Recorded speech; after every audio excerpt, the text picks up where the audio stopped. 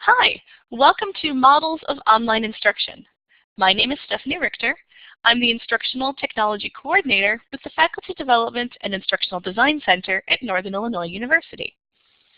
If you don't know me, and many of you in the live session here do, but if you're in the archive or you've never met me before, this is a photo of me. In addition to those of you live, you have the webcam of me. I train quite a bit here within the department, train and consult on matters of online teaching, technology integration, Blackboard use. I've been very interested lately in mobile learning as well. So really, if you have a question or you want to try something new in teaching or technology, feel free to contact myself or anyone within the Faculty Development and Instructional Design Center. I do want to point out just a shout out to Tracy Miller, who you see on the list. She is a new employee with us here.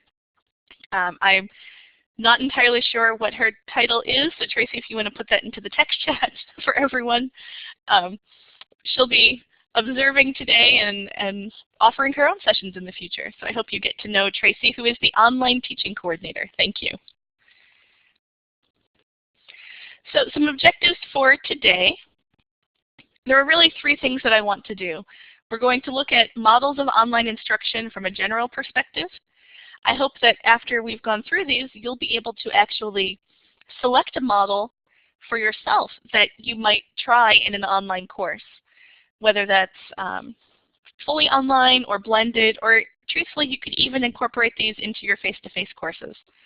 And that you'll be able to make that selection based on the content that you're teaching and what the students in the class will need out of you and out of the content. And then finally, we're going to, as we go, identify some of the types of technology that support each model of online instruction. Many of the technologies cross models, so they apply regardless of the model, which is really why we want to look at choosing a model first instead of choosing a technology. The technology supports the model rather than the other way around. So when we think of online teaching, I think we, like I said, get so wrapped up in the technology.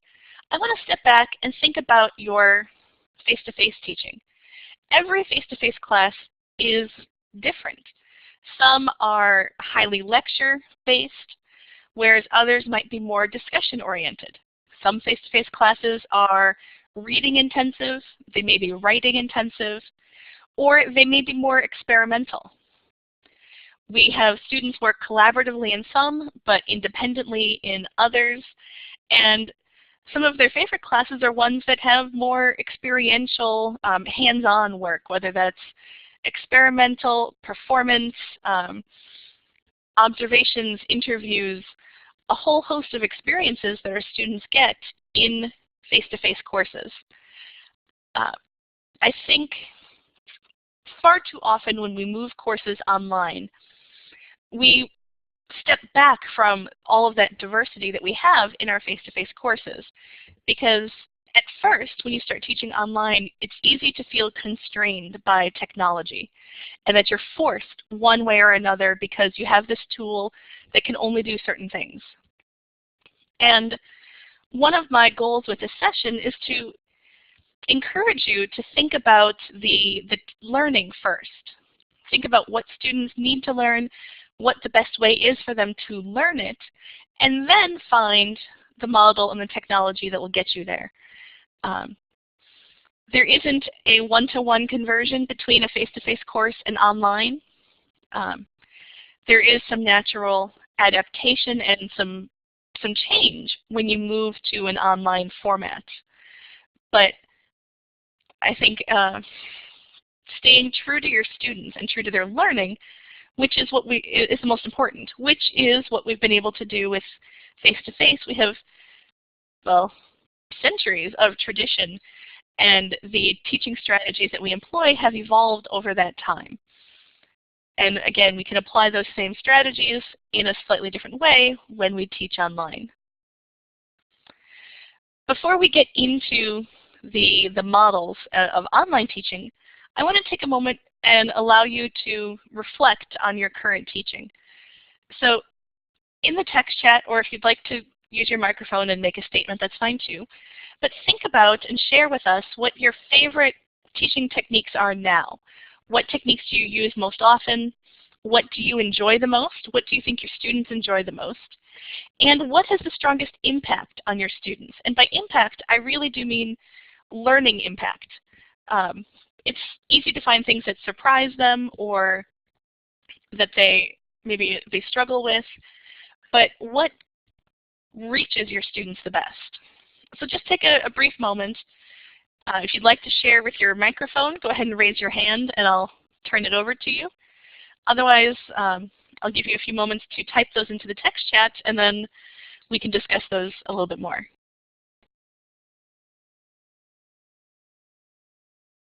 And for those of you who are new to this online format, I want to point out that Collaborate does have those handy blue conversation bubbles that show up next to your name in the desktop version at least, so I can see several of you who are currently typing and working on a response.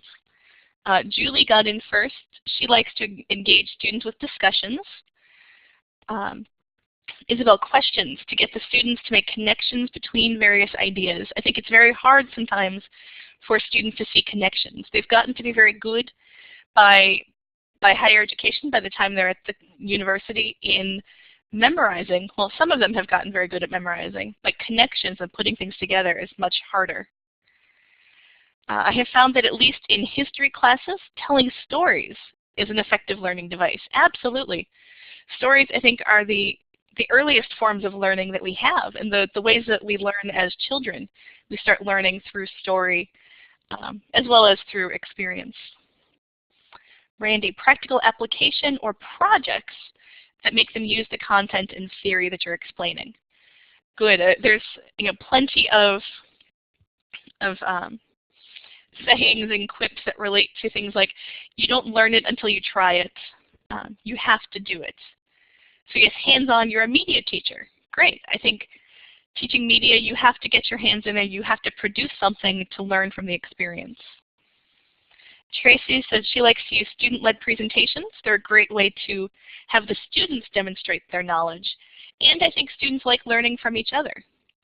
We're very good, again, as faculty at teaching them. Oh, you're copying Wendy. I'm sorry. Wendy likes doing student-led presentations so that the students can demonstrate their knowledge. Absolutely. I recently taught an online course where I didn't provide enough student-to-student interaction like that, where they didn't present to each other. And about midway, when I was checking to see how they're doing, that was actually one of their #1 comments, was that they wanted to hear from each other more. Julie, I like it when students demonstrate to you what they have learned. They are very creative, yes. When you give them the permission to do so, I think sometimes students are a little scared of that at first because they don't know what to do with that creativity and with that openness. Others just grasp the opportunity for all it's worth. So it takes a little bit of reassurance to do that. But they come up with amazing things when you let them. We'll wait just a little bit more for a few more comments and move on. Anything specific on what students find to be the most impactful? What techniques they've told you that they like? Marianne, sharing stories in nursing education is also important. Yes. Brings to life concrete examples and shows the art of nursing. It's tough, I think, to get the art of anything out of a textbook. It requires some discussion and sharing and really, I think, bringing it to life in order to make it real to students. Randy, my students in a writing class really like one-on-one meetings about their stories. I think students really do like one-on-one communication as well. I think that it gives them something that speaks directly to them rather than to the large group. Great. Some really good feedback here, and I think that you'll see how those sort of fit into some of these models that I'm going to present.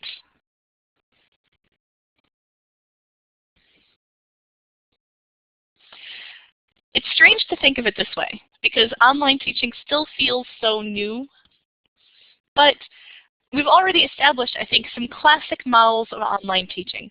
These are the go-to strategies that come to mind first when we think about online teaching and what an online course looks like. The first model, and I think this was possibly, I have no citation on this, this is personal reflection, probably the first model that we moved to because it was the easiest to do with the technology we had. So an asynchronous model primarily means that interactions in the course don't happen at the same time. So asynchronous means that there's a delay between when a message is sent and when the message is received and then ultimately replied to. So in an asynchronous model, it's correspondence. Students have some form of content to consume that could be readings or a content,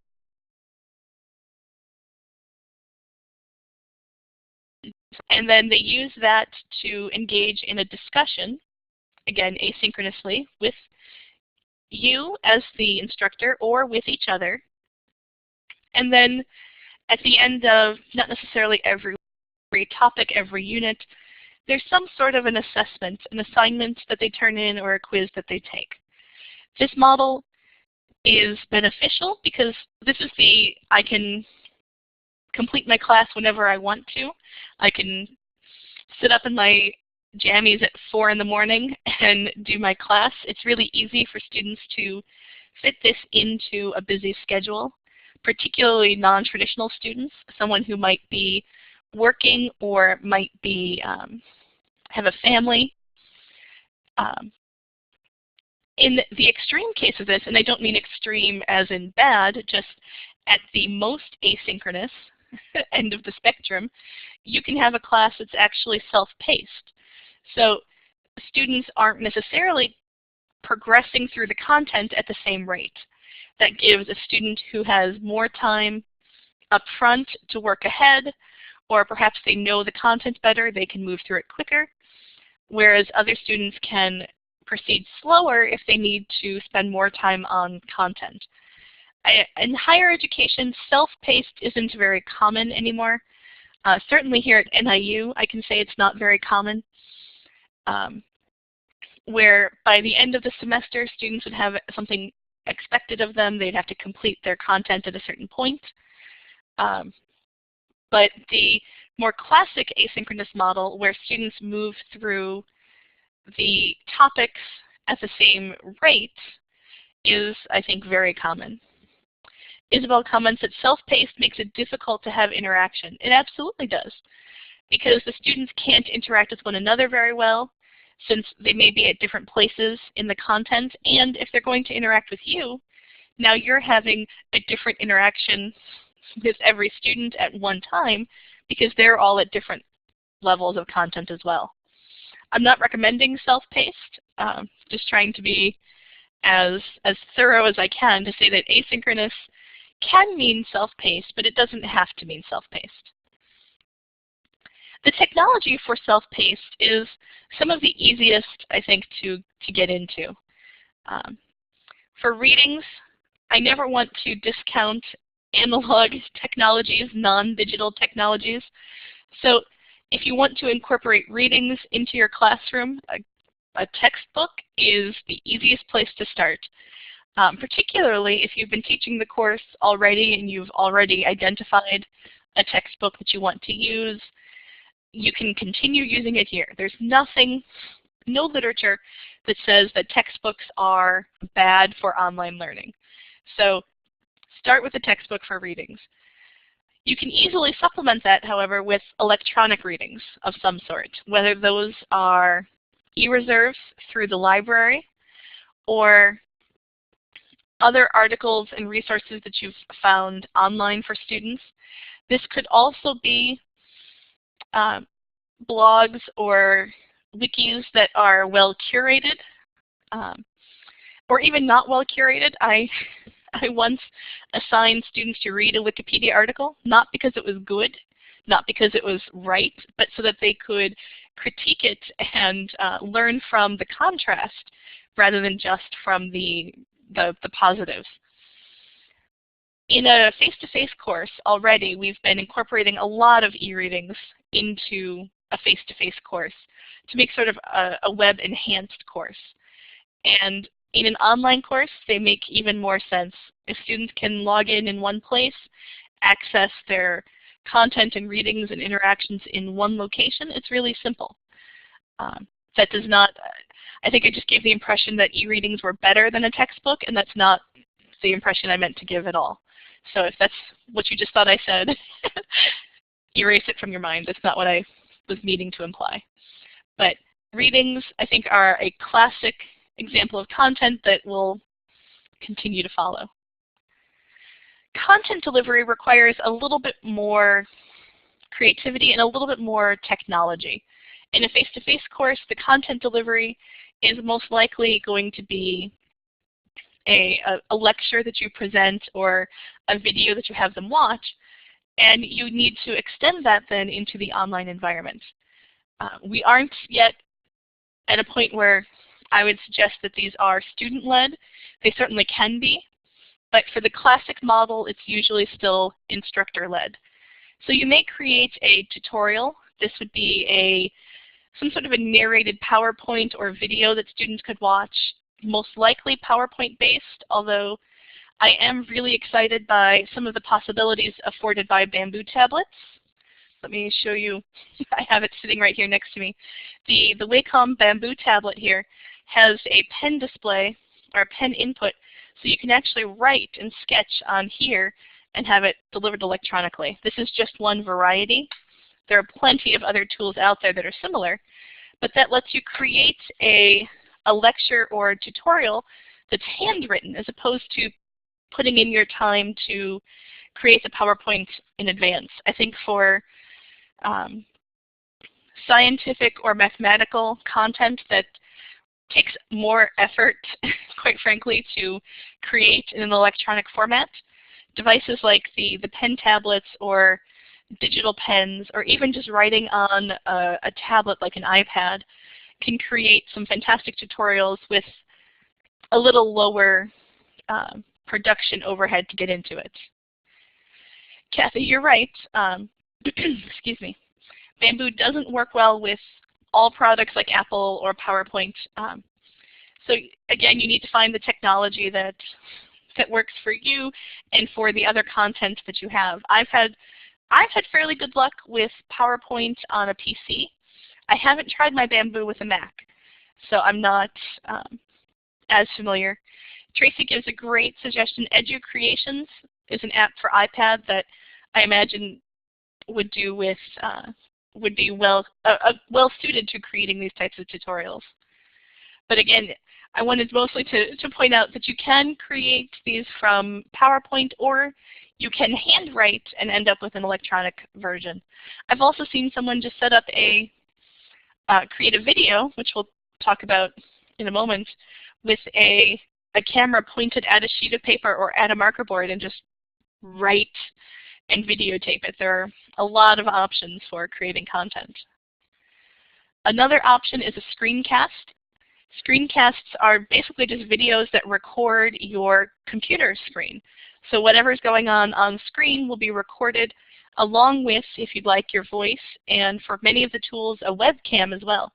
So students can at least watch what you do and listen to you. They may also be able to see you if you would like.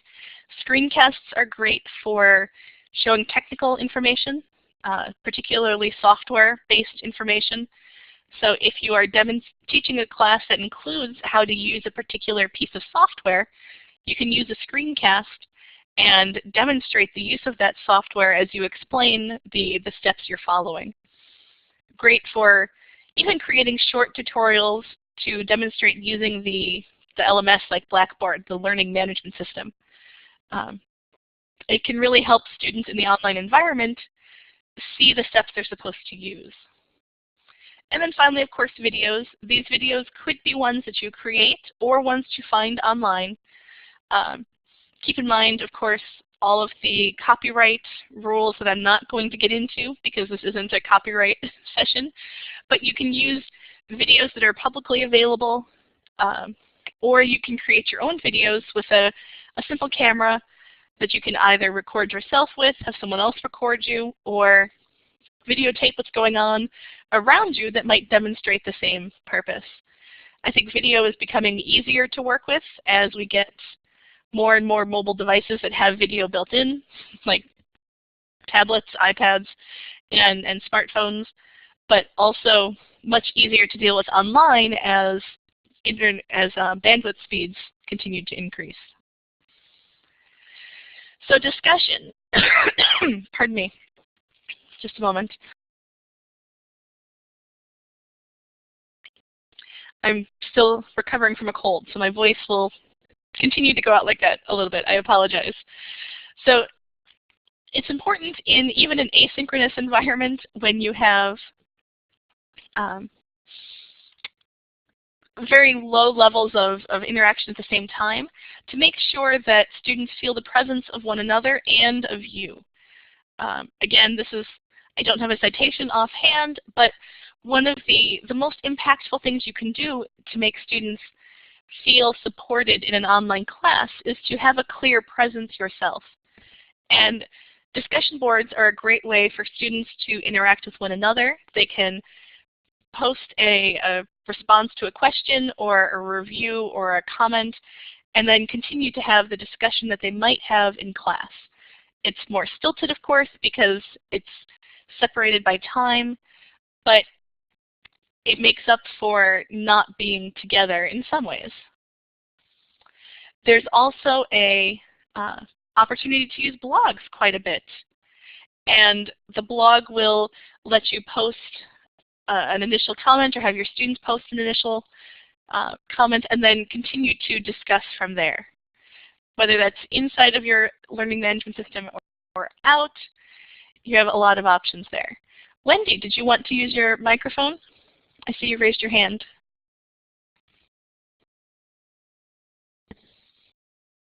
No mic, okay. Well, feel free to type your comment. I'll wait.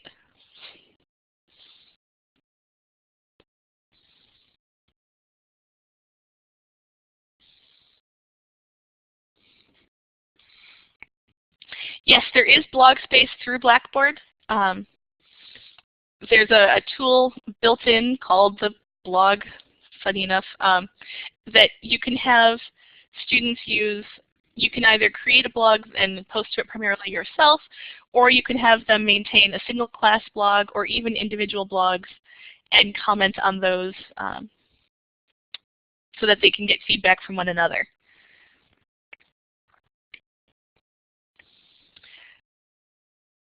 Here, my understanding is that faculty do not have web space through NIU platform that allow you to have your own faculty website. That's a bit of a tricky question. There is a way for you to request space that would be sort of your own niu.edu/your name for a website through the web communication team. Your department may also have, within their own website, may make accommodations for that as well. To have your own blog, however, through NIU is trickier because you don't have the same control over the web space. So a website itself that would have maybe your name and some information can be done, but running a blog through NIU would be more challenging. I'm not sure if I answered your question there, but feel free to follow up with me, a separate email or call, and more than happy to follow up with you on how to do that. And then every course, of course, has to have some sort of assessment, whether that's formal or informal or closed or open. It's up to your needs and your students' needs. Asynchronously, you can easily, I won't say easily, you can have them complete a test. You can also have them complete any other sort of an assignment, a paper, a reflection, There is technologies that supports these. There are limitations to that technology. But you would, of course, cap off your topic, your unit, and your course with some form of assessment.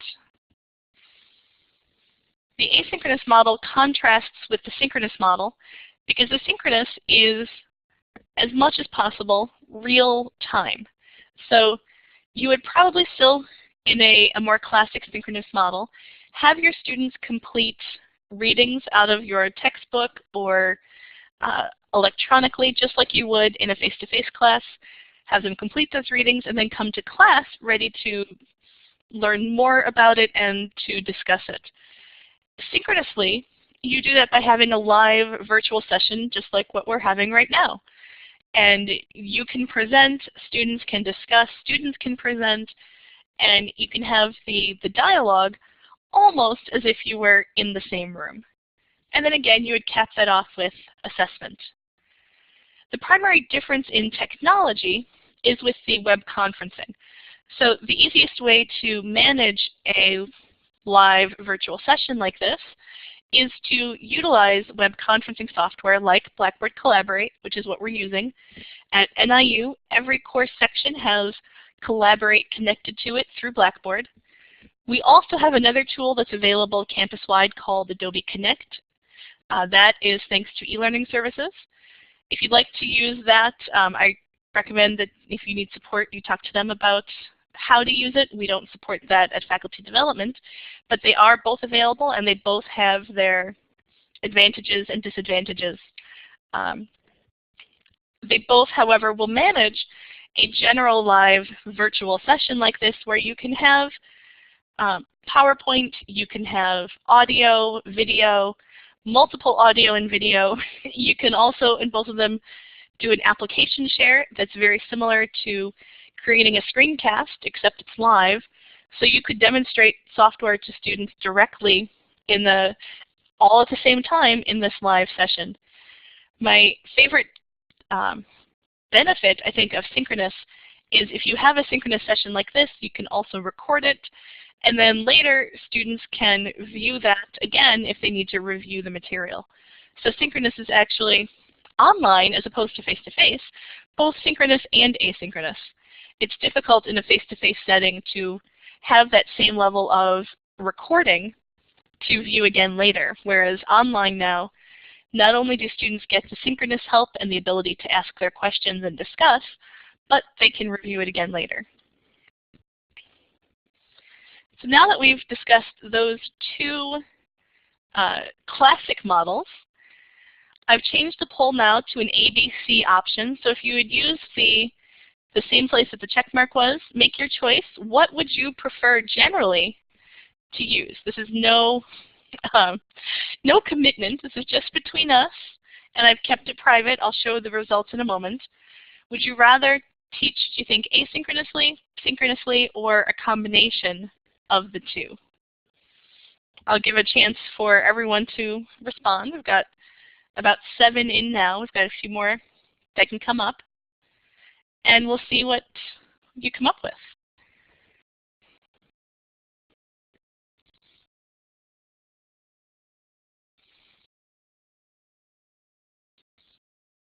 All right, well, it looks like we have all of the responses we're going to get.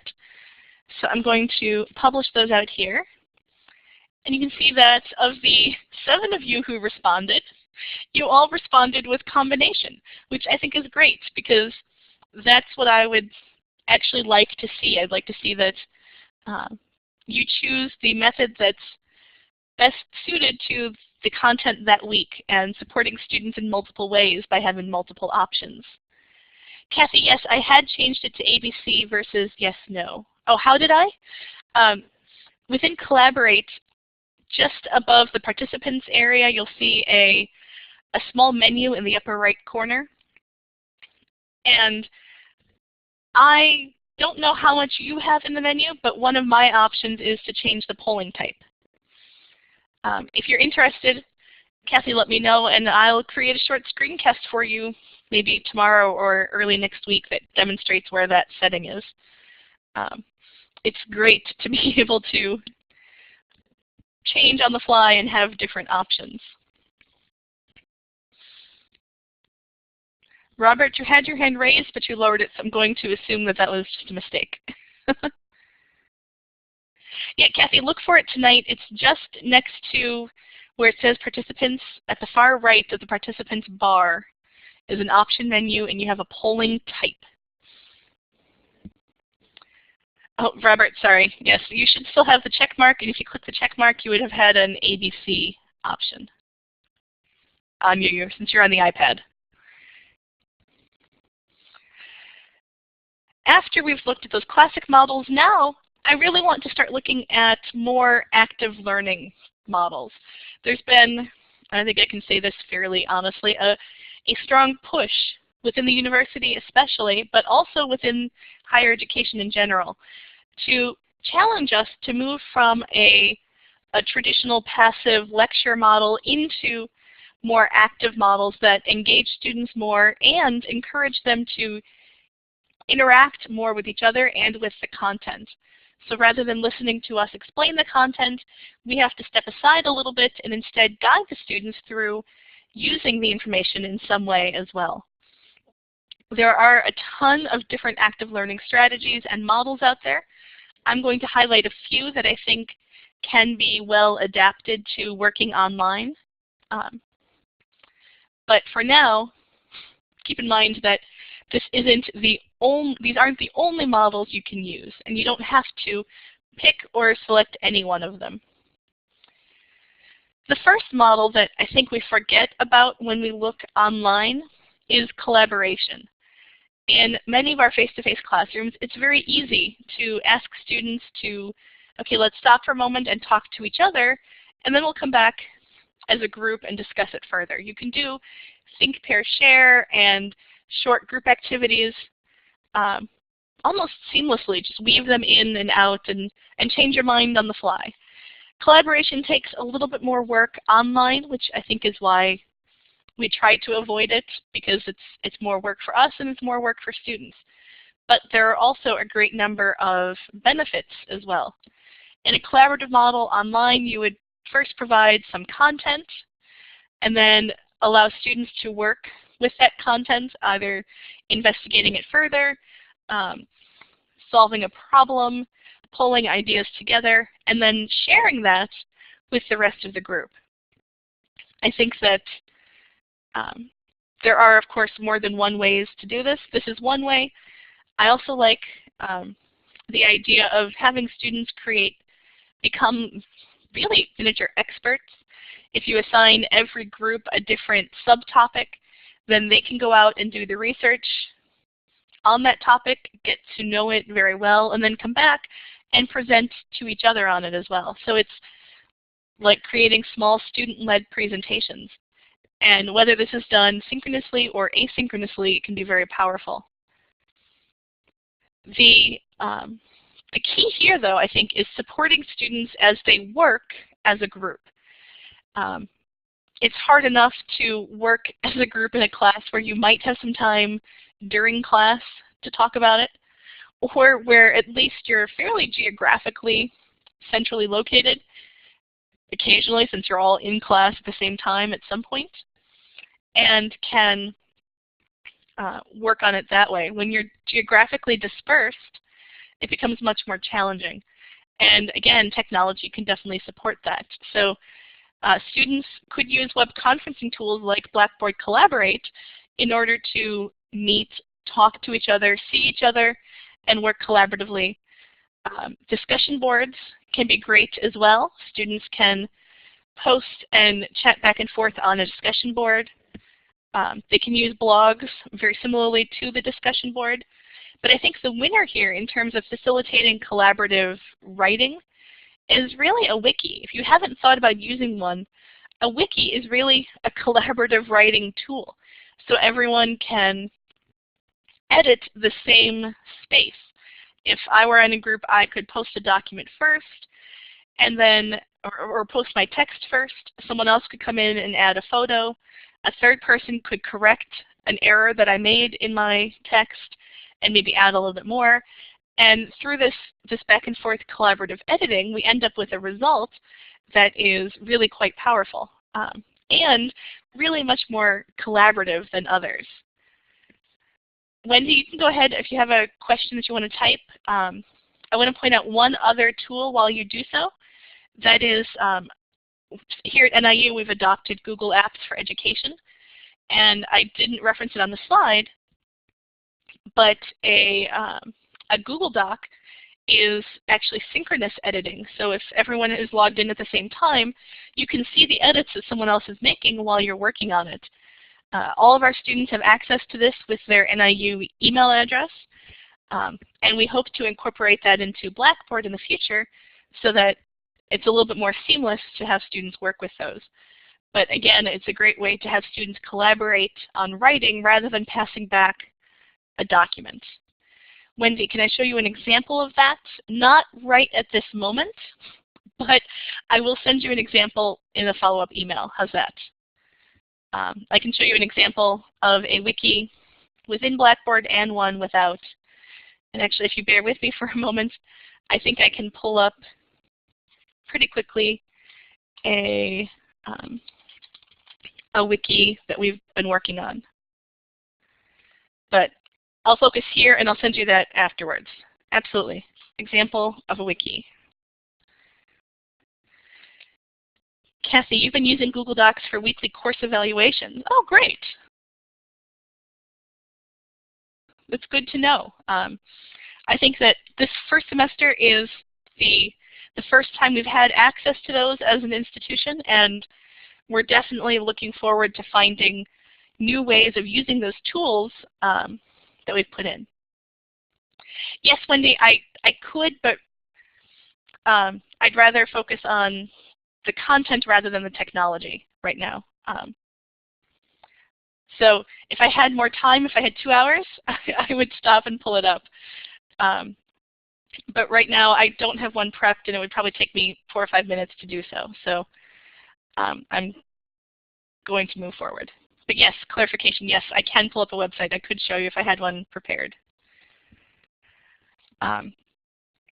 Another tool that I think we use all the time in our face-to-face courses that's probably a really easy win for an online course is the use of a case study.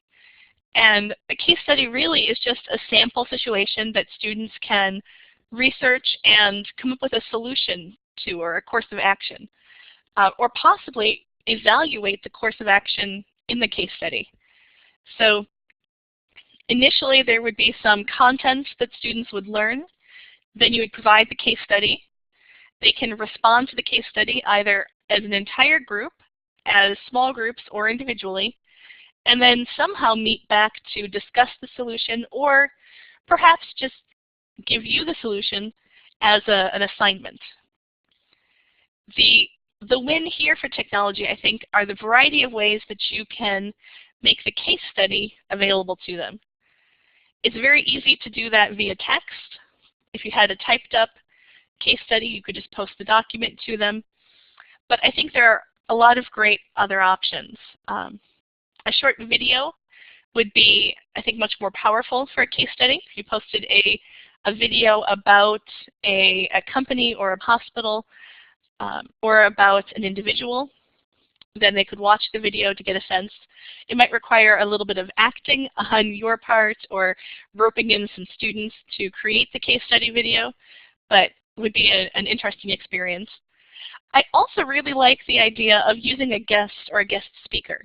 I haven't mentioned it yet, but one of the other big benefits of using a virtual environment like Blackboard Collaborate is that you can invite anyone into your space to discuss with your students. So if you have a community partner, a practitioner who could share their experience or their situation, their story with your students, you can invite them into this virtual space, and then they can present their case and their study, their situation, to have students analyze and respond to. Again, it's more than coming from you, it's giving them a little bit more real-world application, and really is a step beyond just a straight case study.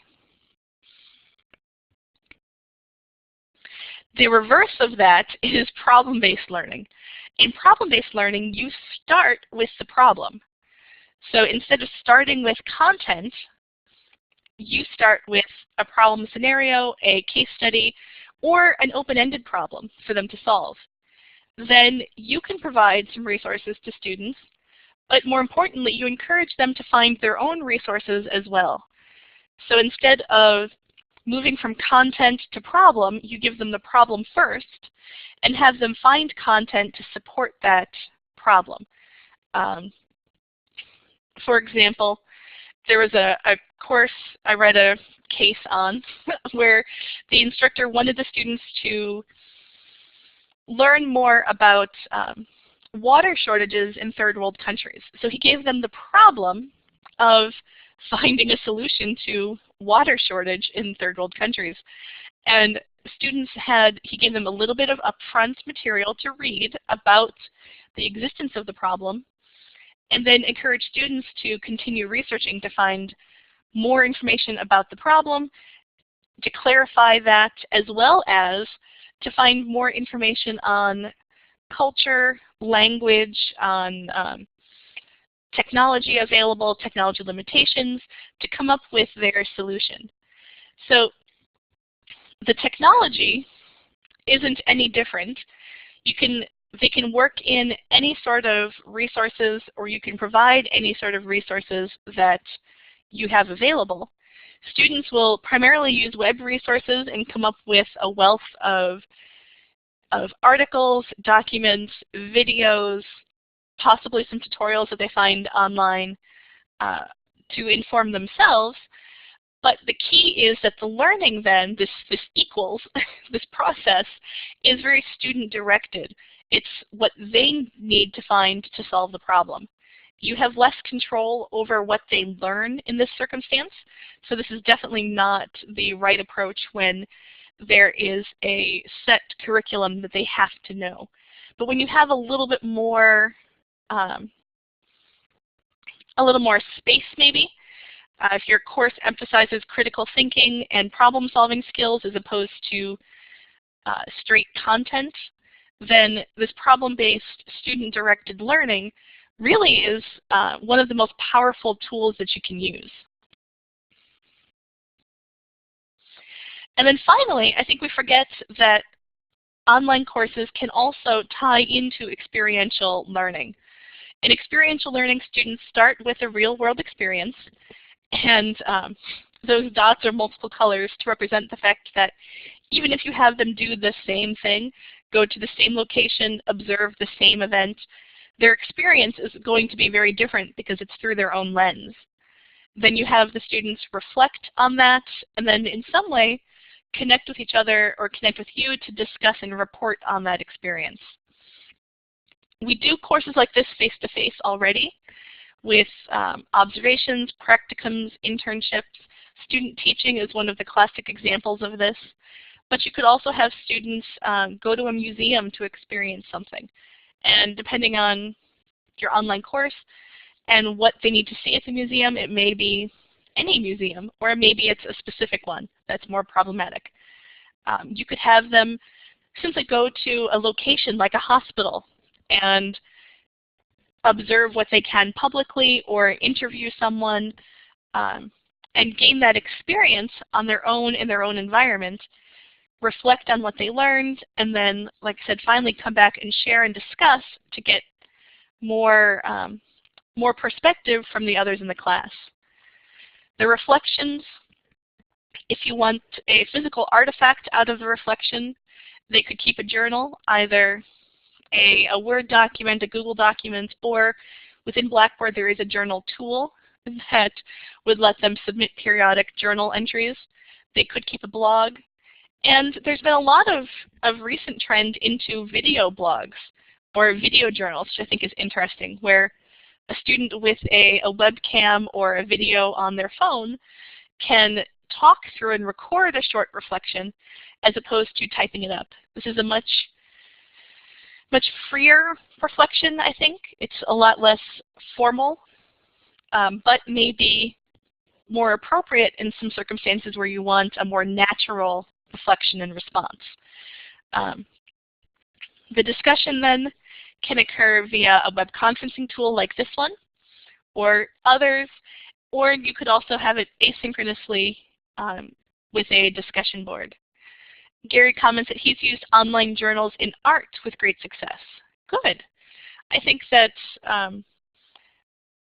again, some experts believe that the reflection component of learning is the most significant. That's where the learning actually occurs.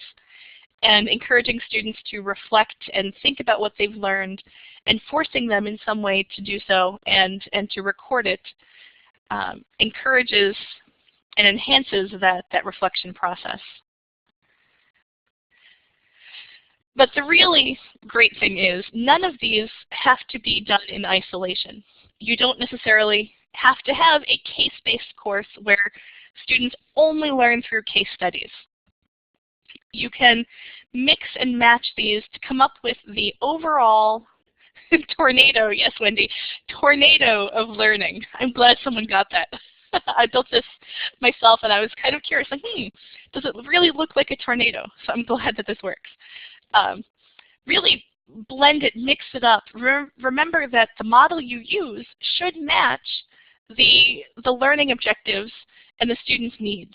You also do, of course, have to consider the technology that's available for you, the technology available for students, and what they know, what they need to learn in order to complete the technology.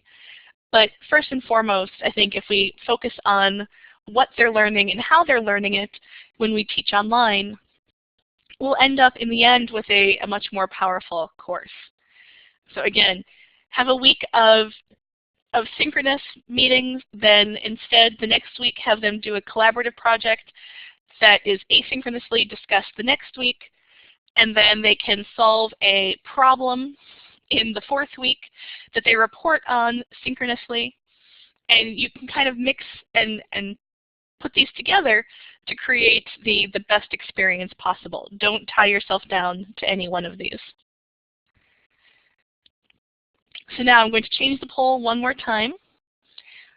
Of these, and of anything else, what model do you think would be the most effective for your students?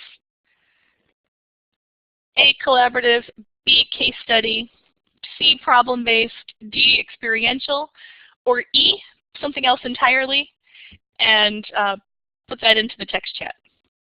But choose E first. All right, we've got a couple in. Remember this one, I set it up so that this is completely anonymous. Nobody will know what you responded with. So feel free to make your choice. I see a few E's, so make sure you put your other into the text chat. Good, all right, I'm going to publish these so that you can see the breakdown. So we've got 1 collaborative, 1 case study, 1 problem-based, lots of you, 3, it's not really lots, 3 for experiential, and 3 for other.